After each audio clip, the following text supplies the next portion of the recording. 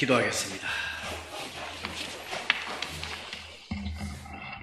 사랑의 주님, 주님의 은혜를 감사를 드립니다.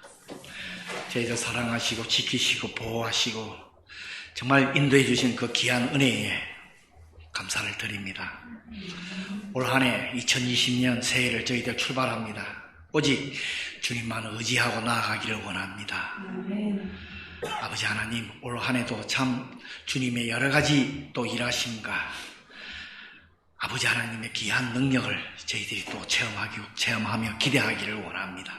부족한 저희들에게 믿음 주시고 정말 주님을 신뢰하며 나아갈 때 주님께서 하시는 일을 정말 우리들이 동참하며 또 여러 시간과 물질과 또 모든 것을 들여서 주님을 위해서 헌신하며 봉사하는 우리 모두들이 되게끔 축복해 주시옵소서.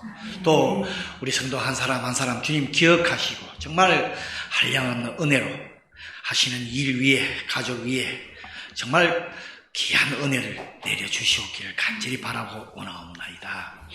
지금부터 말씀을 전합니다마는 주님 정말 서로가 말씀을 나눌 때에 이 시간 성령 충만으로 함께하여 주셔서 주님께 온전히 영광 돌리는 귀한 시간 되게 도와주시옵소서. 감사하며 예수님 이름으로 기도했습니다. 아멘. 여러분 새해 복 많이 받으세요. 정말 한 주일 동안 수고하셨습니다. 그리고 한 해 동안 수고하셨고요. 연말 연시가 되면 참 바쁩니다. 목회자도 바쁘고요. 또 새로운 우리 또 가족들도 만나야 되고 또 오랜만에 아시는 분 친구들도 만나야 되고 이렇게 해서 참 바쁜데 몸은 피곤하고 힘들지만 그래도 참 감사하는 그런 시간을 보냈습니다. 여러분은 어떻게 보냈는지 참 바쁘고요.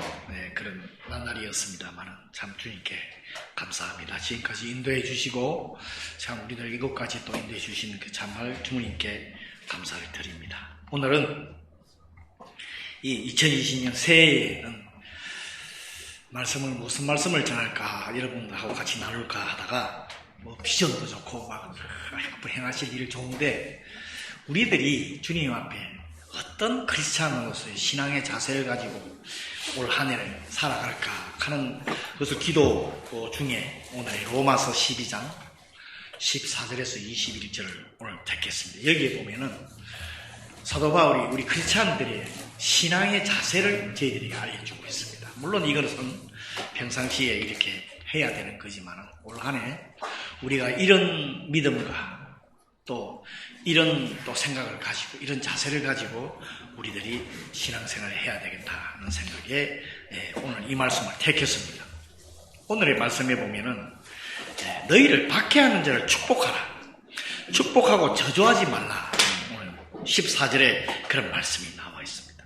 그리스도의 사랑은 우리가 잘 아시다시피 하나님을 사랑하고 내 이웃을 사랑하지만은 사실은 우리 크리스찬은 더 한 걸음 더 나아가서 우리 원수까지 우리를 핍박하는 사람까지 사랑을 해야 된다. 그러니까 오늘 사도 바울이 저희들에게 알려주고 있습니다. 너희를 박해하는 자를 축복하라. 참 어려운 얘기지만은 그들을 저주하지 말라. 그런 이 말씀이에요. 우리 원수들이 우리를 핍박하는 사람들에게 그 사람에게 나쁜 일이 일어나는 것을 바라는 것이 아니라 나한테 나쁘게 하기 때문에 하는 벌을 받을 생각하는 이런 생각을 하는 것이 아니라 좋은 일이 일어날 수 있도록 그분을 위해서 기도해 줘야 된다. 이 말씀이에요. 참 어려운 말씀이에요. 그렇지만 오늘 사도 바울은 노력을 하라는 거예요. 우리들에게. 우리 1년 나아가면서 정말 우리 주위에 저랑 우리들이랑 관계가 좋지 않은 분들이 있을 거예요.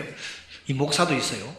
그러니까 그런 분들을 기도를 하고 또 나중에 보면 사랑까지 베풀 수 있는 오늘 말씀에 보면 나옵니다.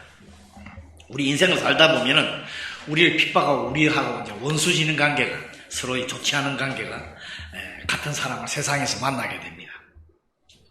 사회에서는 물론이지만 교회 내에서도 이런 분들이 있어요. 이렇게 서로가 있습니다. 그들을 미워하지 말고 기도하는 우리 한 해가 되기를 바랍니다. 성도는 그 다음에 또 한 가지는 다른 사람과 공감을 할 수 있어야 된다고 오늘 말씀에 15절에 보면은 즐거워하는 자들과 함께 즐거워하고 우는 자들과 함께 울라. 이 말은 같이 공감을 해야 됩니다. 기쁠 때 같이 기뻐하면 200%고, 슬플 때 같이 슬퍼하면 50%씩 나눠지죠, 그죠? 이제 그런 말씀. 희로애락을 같이 할 수 있는 신앙의 자세가 되어야 된다. 하나님 앞에서 기뻐하고 또 슬퍼하는 거 이거 참 합당한 것입니다. 이렇게. 그러니까 상대방의 기쁨과 고통을 아는 것. 자기 자신보다도 상대방의 기쁨과 고통을 알면 그것이 우리의 그리스도의 사랑의 표현이라고 해요. 내 상대방의 주위에 우리 같은 교인끼리 교인의 기쁨과 슬픔을 아는 게 이게 그리스도의 사랑의 표현이라고 그렇게 표현의 방법이라고 그래요. 서로 같이 아파해주고 또 같이 즐거워해주고. 근데 참 한국의 속담이 참 안 좋은 속담이 있어요. 그죠? 사촌이 땅을 사면 배가 아프다 가는데 참 그거 안 좋은 참 속담인데 물론 그런 분들도 있어요.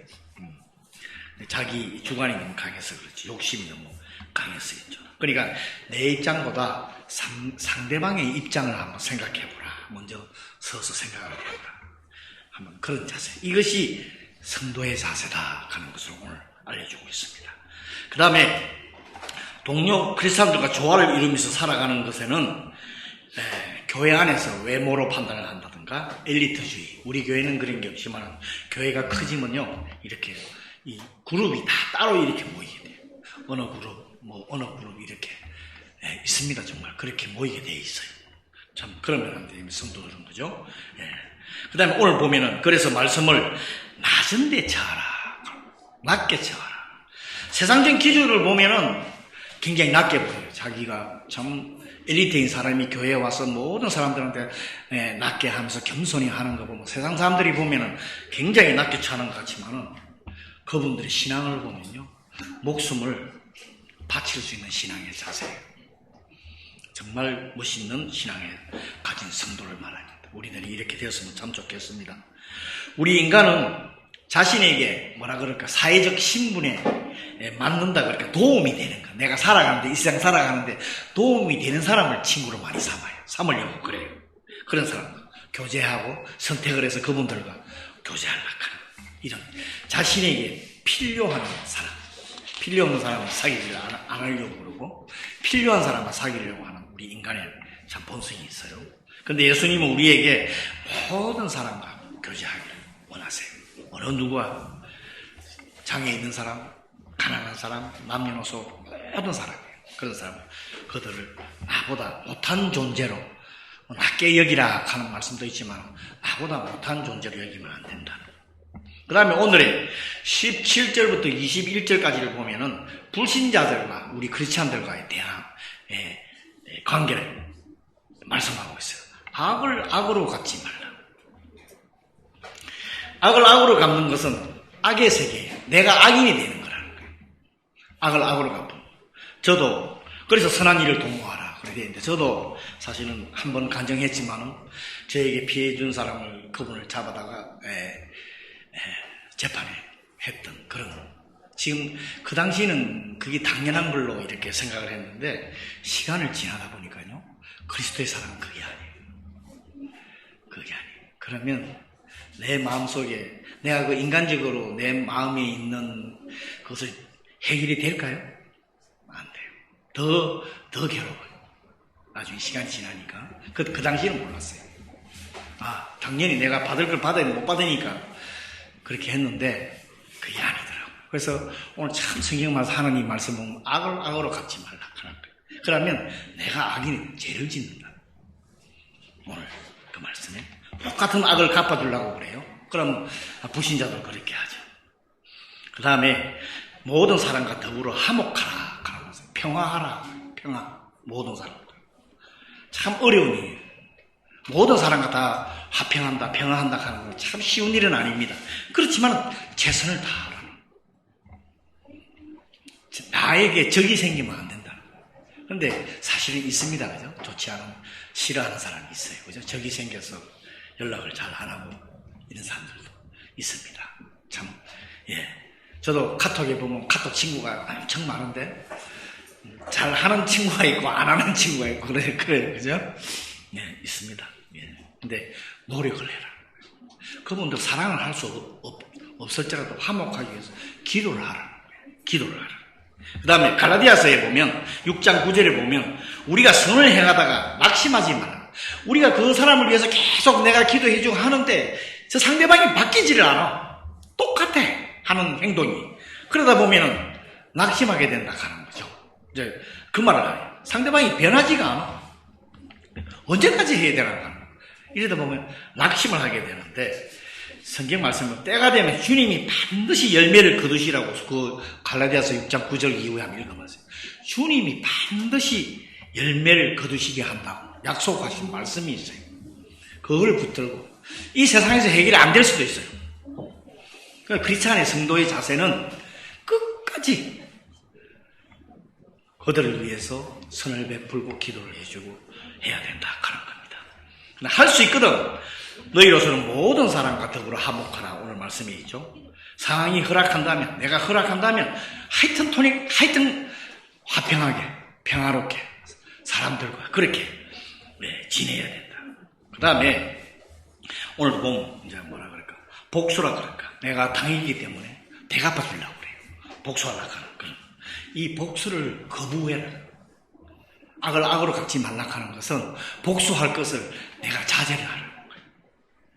그래서 원수를 사랑하라 하는 말이 그 말이죠. 근데 참 어렵지만은 이 복수심은 개인적으로 내가 상처받은 자존심, 마음에 있는 그 죄악을 대갚으려고 하는 거예요. 그러니까 죄를 아까 저 말씀드렸지만 복수심이라고 해요. 그럼 또 이게 하나님 앞에 죄를 짓는 행위가 된다. 복수가 인간의 손에 쥐어지면 그 복수가 선을 파괴한다. 악을 자라나게 하는 역할을 한다. 또 왜 텔레비에 보면 옛날에 그 사무라이들이 옛날 무사들이 자기 부모 죽였다고 또 아들이 자라서 또 그 상대방 죽이고 또 그쪽 아들이 또 자라나서 죽이고 이러잖아요. 계속 악의 악순환이 된다. 그래서 우리 크리스찬은 그러지 말고 하나님께 맡겨라. 복수는 우리가 할 일이 아니다. 우리가 복수를 하는 것은 하나님의 주권에 침해하는 것이다. 참 이게 무슨 말이야. 하나님이 하신 일을 우리가 하고 있다. 그거는 하나님이 하신다. 그런데 구약 성경에 보면은 출애굽기 21장 23절에서 25절에 보면 생명은 생명으로 눈은 눈으로 이는 이로 우리가 참 이걸 말씀을 갖다 대가지고 복수를 해요. 내가 당했기 때문에 말씀에 이런 말씀이 있잖아. 손은 손으로 발은 발로 갚으라는 말씀이 있어요. 그죠? 아시는 분은 아시죠? 근데 이 말씀이 잔인하게 복수하도록 가르치는 말씀이 아니에요. 잘 보면요, 인간의 연약함을 배려해가지고 더 이상 심각한 보복을 예방하기 위해서 주신 말씀이에요. 사실은 이 말씀이요. 우리들이 말씀이 몰라서 성경에 이런 말씀이 있지 않느냐, 이로 갖고 손은 손으로 발은 갚아야 된다 그런 말씀이 사실은 몰라서 그런 거예요. 원수를 사랑하라 하는 그 의미에서 주신 말씀. 보복의 근원은 사람에게는 없습니다. 오직 하나님에게만 있다는 사실이에요. 그럼 20절에 보면은 성도들은 악을 피하는 것도 중요하지만 우리가 악을 왜 죄를 지게 하냐 피하는 것도 중요하지만 그 다음에 한층 더 붙여서 원수를 돌보라고 하는 말씀까지 요구를 하고 있어요. 원수를. 참 어려운 거지만 이웃을 사랑하는 방식이 우리의 방식이 아니라 우리는 우리의 방식으로 이웃을 사랑하지만은 그리스도의 사랑의 방식, 하나님의 사랑의 방식, 아가페의 사랑의 방식으로 하라는 거죠. 그럽니다. 뭐 유명한 목사님이 자기 아들이 죽인 그 살인자의 그죠? 그 여러분 잘 아시죠? 아시는 분은 아실 거예요. 예. 그 목사님이 그 죽은 그 사람 자기 아들로 한 그런 얘기도 있고요. 또 제가 아시는 분은 차를 뒤로 빠꾸를 하다가 목사님 어린애를 갖다가 뒤로 빠꾸를 하면서 그 옆집 분이 빠꾸를 하다가 애기를 치어서 죽었어요. 그 목사님이 그분을 용서해주고 한 가지 조건을 그런 게 예수님을 영접하고 크리스찬이 되면 내가 용서해주겠다 그래가지고 그 가정이 크리스찬이 돼가지고 지금 사모가 돼가 있고요.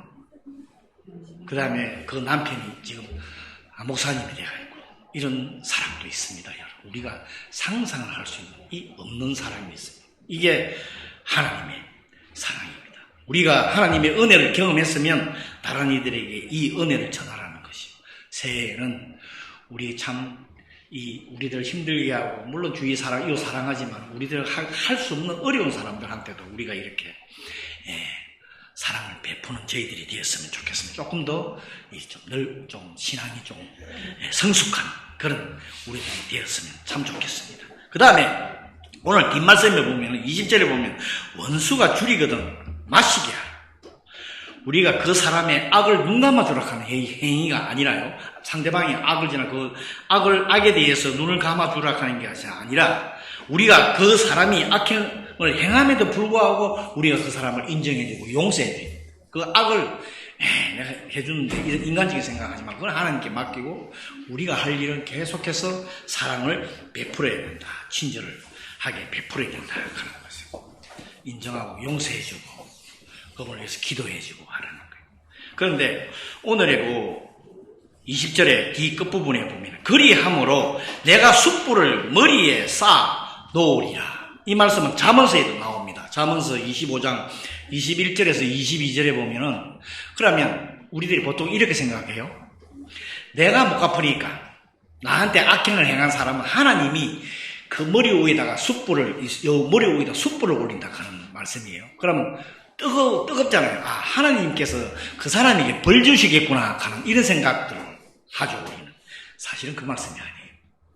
이 말씀에 대해서 여러 가지 이제 오해를 하는 분들이 참 많은데, 옛날에 이집트에 공개적으로 회개할 때, 회개 행위에 사람의 머리 위에 이 숯불판을 올려놨다 하는 그런, 있었어요. 전례가. 그것을 의미해서 이렇게 나온 건데, 원수가 나중에 보면은 성령님을 통해서, 하나님을 통해서 자기가 악인이 잘못한 것을 깨닫게 된다.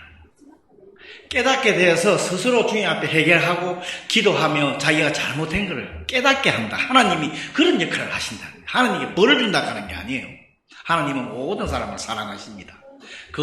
자기가 그 죄를 행한 거에 대해서 우리도 사실은 악인 아니지만 우리도 죄를 행할 때 그 죄가 잘못됐다고 하나님이 깨달음을 줄 때가 있잖아요. 그래서 주님 앞에 무릎 꿇고 고백할 때가 있잖아요. 그런 의미라. 하나님이 그 사람을 사랑해서 그 사람 마음에 성령님을 보내가지고 자기가 잘못하고 있는 것을 깨닫게 해서 회개해서 돌아설 수 있게끔 이렇게 하나님이 하신다는 거예요. 그러니까 우리가 항상 친절을 베풀으라 하는 그 말씀. 악에게 지지 말고 선으로 악을 이기라 하는 말이에요. 이 말은 인간의 마음속에는 복수하거나 악을 악으로 갖고 싶은 그 마음이 있어요. 우리 인간은요. 내가 당하면 대갚아주는 그런 우리 인간의 모든 사람들의 마음이 있어요. 근데 그렇게 하면 악에게 진다는 거예요. 그렇게 하면 악이 돼요. 악을 미워하는 것이 선으로 악을 이긴다 하는 거예요. 내한테 그런 마음이 있는 것을 내가 미워함으로 그것을 행하지 않음으로 인해서 내가 선으로 그 악을 이긴다 하는 이 말씀이에요. 우리가 선한 것들과 하나님께 귀하게 보이는 삶, 하나님께서 기뻐하시는 그 삶을 살고 싶어요. 하나님께서는 우리 안에서 참 신실한 상황을 창조하도록 이렇게 맡긴 이것을 할 때 내가 악을 억제를 하고 그것을 선으로 다시 대갚아 줄 때 하나님이 나를 더 성숙한 성도로 내 마음속에 더 풍부한 사랑을 채워주신다 하는 이 말씀에 올 한 해 우리 모든 성도들 정말 이런 성도들이 믿음들이 되었으면 참 좋겠습니다. 우리 주님은 너무나 잘 아시는 말씀이지만 자신을 못 박은 사람들을 위해서 저들을 용서해달라고 기도하는 정말 예수님의 그 법원이 아닙니까? 기도하시지 않았습니까?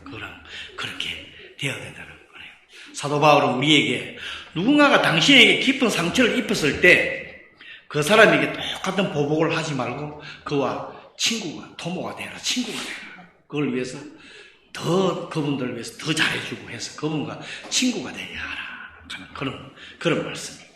근데 왜 원수를 용서하라고 사랑하라고 그럴까요? 오늘 좀 여러 가지 얘기를 듣고 하지만은 용서는 복수의 악순환을 아까 말씀했지만 끊고 상호간을 화해하게 인도해요. 그 다음에 원수를 부끄럽게 하고 원수의 삶의 방식을 변화시킵니다. 여러분 자기한테 힘들게 하는 악을 대하는 사람한테 용서해주고 사랑할 때 나중에 그분을 하나님께서 구원시킬 수 있다는 거예요. 큰 이게 용서함으로 상대방이 뉘우침을 줬어요. 그렇게 할 수 있다. 반대로 악을 악으로 갚는 것은 원수에게 상처를 주는 만큼 나에게도 사실은 아까도 제가 말씀드렸지만 그런 일을 행하고 나면 저 마음속도 편하지 않아요. 나중에 시간이 지나니까 그걸 깨닫게 되더라고요. 아, 이것이 아니구나. 그런 것을. 우리는 원수가 회개하지 않는다 하더라도 그 사람을 용서할 때 우리의 그 마음의 고통의 무거운 짐을 다 내려놓을 수가 있어요. 근데요, 자기의 그것을 내려놓기 위해서 세상적인 방법을 해도 사실은 안 내려놔져 있어요. 우리의 마음속에 있는 그 무거운 짐은 우리 주님 앞에 주님의 사랑으로 해결을 해야지 인간적인 방법으로 한다고 우리 마음의 그 무거운 짐과 그 무거운 고통이 자유로워지지가 않습니다. 내가 자유로워지기 위해서 본인이 자유로워지기 위해서 오늘 이렇게 하라는 거예요. 본인이 자유로워집니다. 그 다음에 우리 사람은 늘 감정에 치우치죠. 감정의 동물이라 그러는데 그러나 공의의 하나님은 그렇지 않습니다. 정확합니다. 하나님께서 나쁜 건 죄는 죄, 의는 의예요. 하나님은 어느 때 반드시 하나님께서 그분들 깨닫게 하고 잘못된 건 잘못됐다고 분명히 하신 하나님입니다. 공의로 심판하시는 하나님이라고 우리가 말하지 않습니까?